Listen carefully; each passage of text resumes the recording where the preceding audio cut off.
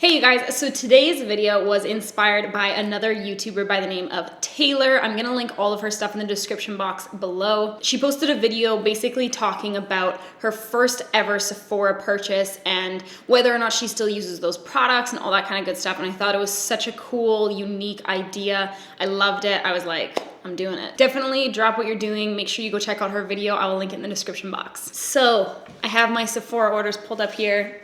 I have not checked them out yet. We're looking at it together for the first time. So the one thing I was kind of nervous about with this was that I was like, oh, I never order online. I definitely feel like it's not as common, and I mean, you tell me if I'm wrong, fellow Canadians, but I feel like a lot of Canadians don't shop online that often because we get charged duties to bring it over from the States. We get charged crazy shipping to bring it into Canada. And then we also have to pay the exchange rate because usually things are in US dollars. So I feel like online shopping isn't that common in Canada as it is in like the States and stuff. But anyways, let's go. My first order is in 2014. It's on March 3rd, my birthday. Clearly getting myself a little birthday gift. Oh my God, you guys are gonna friggin'. Okay, so I got myself, let's see, 1, 2, 3, 4. I got myself 4 samples, really taking advantage of my free sample points. And the only thing I actually purchased was the Too Faced Chocolate Bar Eyeshadow Palette. So this was one of my first videos that did really well. It has 462,000 views. And I did a half cut crease tutorial, basically where I do like a little bit of a cut crease and then kind of like a halo and then another cut crease. And it was pretty unique at the time, guys. It was pretty fucking revolutionary. So that was exactly what I was buying it for. I bought it for that video.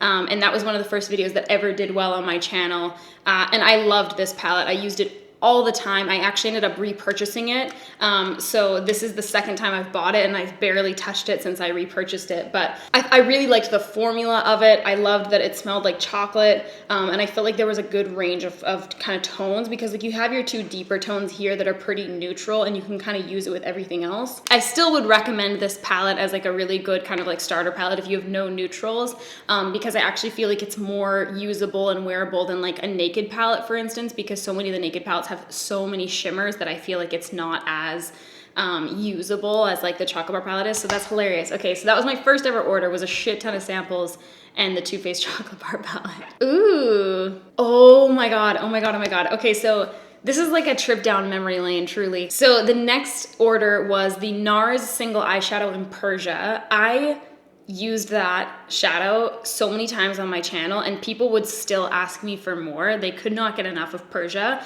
It's this beautiful like red toned eyeshadow. I don't think I even have it anymore, to be completely honest, because I just felt like it was beautiful, but like now there's been so many kind of like dupes that have come out for it that I don't think I even have it anymore. I got rid of a lot of my single eyeshadows while I was decluttering. And oh my God, okay. So my all-time, I used to not give a shit about skin at all because my skin was like always the same. It never got better, it never got worse, and like I had pretty okay skin for a very, very long time. But the first thing I ever fell in love with that was skincare was the Josie Maran Argan Milk Intensive Hydrating Treatment. You don't understand. I spent every last penny I had repurchasing that and repurchasing that. I must have bought that like 6 times over. I absolutely loved it. It was beautiful. It was it gave my skin so much hydration. It made me so glowy and it was just absolutely gorgeous. And then at one point it was taken off shelves. This was probably the first thing that ever got discontinued in my life, which was horrific, and it started a long chain reaction. They brought it back, but the formula was changed. And I had asked people about it. I was like, did they change the formula? Because like it seems so different now. I don't like it as much. And they were like, no, we just changed the packaging. And I was like, but it's different because it used to look like, I'm so sorry, I've been talking about this a lot on my channel. It looked like semen. It was disgusting. It literally looked so much like semen. It was almost horrifying to put on your face, but it was so beautiful. It was such a good product. And now it looks like it's like pure white.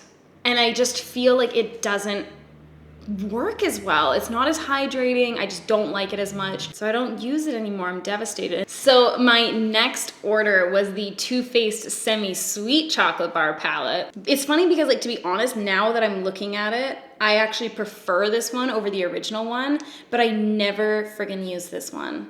I think it looks like I used it like a few times, but like not the way I had used this one. I rebought this one because I had hit pan on so many colors. I'm gonna like put this out for myself because I wanna try and like keep using it and stuff like that. I really would be interested to try and do, if you guys have ever heard like Project Pan, it's basically where you like go through the makeup you're currently using rather than like purchasing new things all the time in an effort to like try and use stuff you've actually bought, especially because nowadays like we're constantly buying new shit and then we buy that stuff and then you already have a new palette you're supposed to be buying or whatever, and it's like you're not even using the things that you were so excited about and so excited to get. I'd be kind of interested in doing that. We should do it all together, but I'm gonna put that out so that I can hopefully play with it and see if I can get some use out of it, because I mean it's neutral, it looks pretty. I literally was only ordering one thing at a time. I just remember how desperately broke I was. Fuck, I got a lot of samples. Oh my god.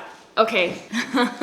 This has survived so many declutters, and every single time I do a declutter, I take this out and I stare at it and I'm like, this is so obnoxiously large and I'm never going to use it. But the Kat Von D Mi Vida Loca palette, I thought this palette was gorgeous. It's funny because most of the colors are really quite bright and stuff like that, but there's just something about the tone of all of them that I feel like makes them really, really wearable for some reason. Like even this orange is a little bit more muted, the yellow is a little bit more mustardy and stuff like that. It's a little bit more of like an earthy tone. It's not like a highlighter yellow color. And even like the blues over here, I mean, that one's pretty bright, but this one's like a little bit more muted and kind of like earthy, has some green tones to it as well. And like it just is, it's a really beautiful selection of shades. It's not like the obvious color, if that makes sense. I love this palette. I was kind of thinking about trying to like depot this palette with the one that looked like a, let me just grab it. Okay, so I was kind of thinking about depotting this one and then also depotting, what's the name of this? Oh yeah, this is the Saint and Sinner palette. I've literally not even touched this, but I got it because I thought that a lot of the colors looked really pretty. So I just wonder if I could successfully, without completely destroying everything, depot these two palettes and like put them into like a magnetic palette. I just think sometimes because I haven't gotten a ton of use out of these products lately, there's probably colors in here I would like to use for certain looks, but I don't think of them because I haven't used this palette by itself. But if I was to depot it and put it all together, that maybe I'd be like, ooh, I'm doing a colorful look. I'll go like look for those shadows I depotted. You know what I mean? But then I bought for myself the Becca Shimmering Skin Perfector Pressed Champagne Glow palette, which I definitely don't have that anymore. Let me just double check. I don't have it anymore, so I'll insert a picture. I decluttered a ton of highlights when I did my most recent declutter, just because like there were so many that were almost exactly the same. But that one, I struggled with it because I felt like if I was a working makeup artist, I probably would have liked that palette and I would have kept it. But I struggled with it because I felt like most people would only really suit like one of the shades or possibly two, and like maybe three if you were repurposing it. Because I felt like the pearl color was so white that I could never have worn it, even though like I'm quite fair still. I felt like it was way too fair for me. And then Champagne Pop worked for me. And then Blushed Copper, the deepest shade, was like so dark. And some people were like, oh, but I use it as a blush topper. I tried using it like that, but I still felt like it was really, really quite dark on my skin, and it just didn't really work for what I wanted it to work for. So it was one of those palettes that like I bought kind of like impulse, and it just didn't work for me. Ooh, the next thing I ordered was the Pat McGrath Metamorphosis 005 Everything Kit. And then I ordered the Foreo Luna Mini 2. So the Foreo Luna I still use. I got it to replace my Clarisonic because I liked the Clarisonic in a way, but like I felt like it was really harsh on my skin, that I wanted something that was like gonna be a little bit like softer and gentler. And I think that I had seen, who did I see talking about that? I think I'd seen Jamie Page talking about it. And I was like, okay, I'm gonna get the Foreo. So I ended up buying the Foreo, and I still have it and I love it, and I've never charged it. It's maintained its charge since November 27th, 2016. And then the Pat McGrath thing, what even is this? Sincerely, have no idea what happened to it. I just don't know. I don't remember decluttering it, and I would have remembered that. But it just vanished. Oh, you know what happened with that Pat McGrath thing? This was devastating. Okay, I want to die. So I had recently moved when I ordered that Pat McGrath package, and I remember being like, oh, should I get it? It's so expensive. It's like $200 Canadian or something like that. And I was like, oh, it's so expensive. It's so expensive. And then I was just like, I want to try it, whatever. So I ordered that, and I ordered my Luna. I just realized what happened because I went to my next Sephora order and the Luna was on there again. I shipped my Sephora order to the wrong address, and I never got it back.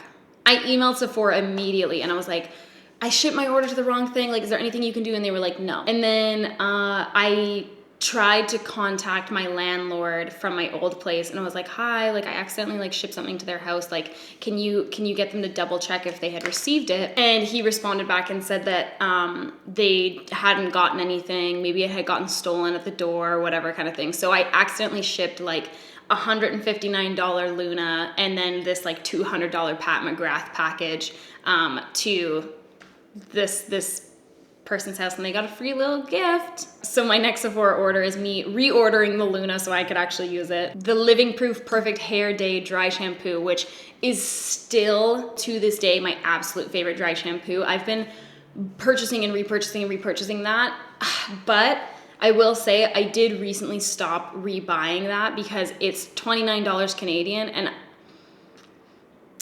listen, I use frightening amounts of dry shampoo. Horrific, truly disturbing quantities of dry shampoo. So 2 things I've been trying to do is getting non-aerosol dry shampoo. I've been trying to opt for that.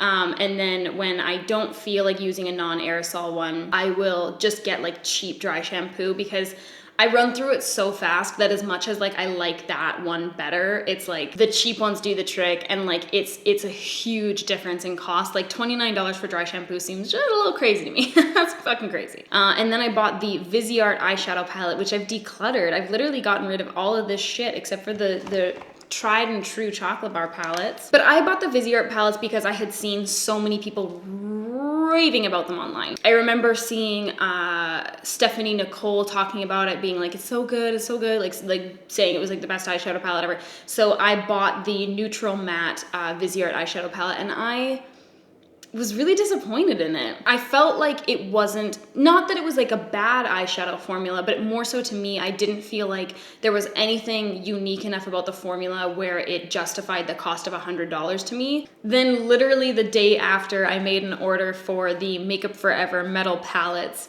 and I ordered 6 of them. This was when Z Palette, you guys probably won't even remember this, but there was a controversy with Z Palette, who's like, they kind of started like the magnetic palette with like the see-through front and stuff. But there was a controversy with Z Palette, basically where they were just being like super nasty to their customers. They were calling people like poor and saying like, they had come up with this product that was essentially a hot plate, and it was for depotting products. So it was like you would put your product on this thing and it would heat up the glue, and then you could really easily depot shit.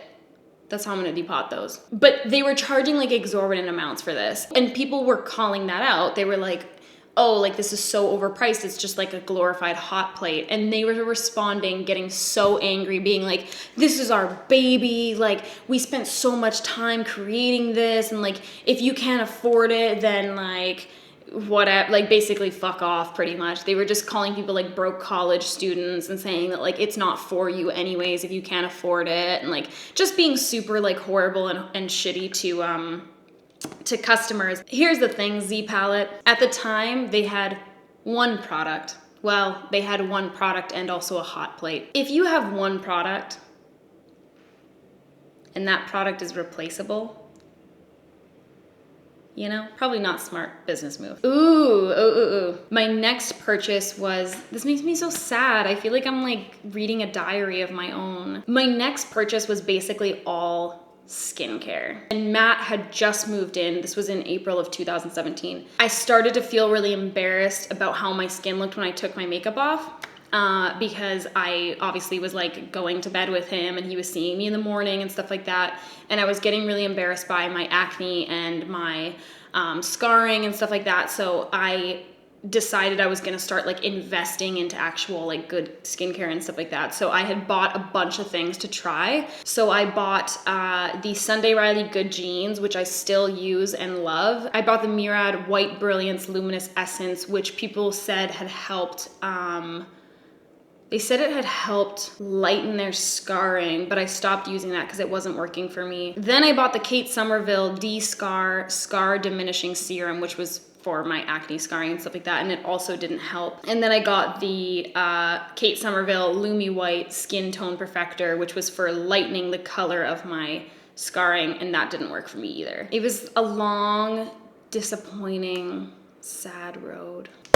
So that is everything. Those are my first ever Sephora orders. I wish that I could tap into their database and figure out what my actual first Sephora purchase really was.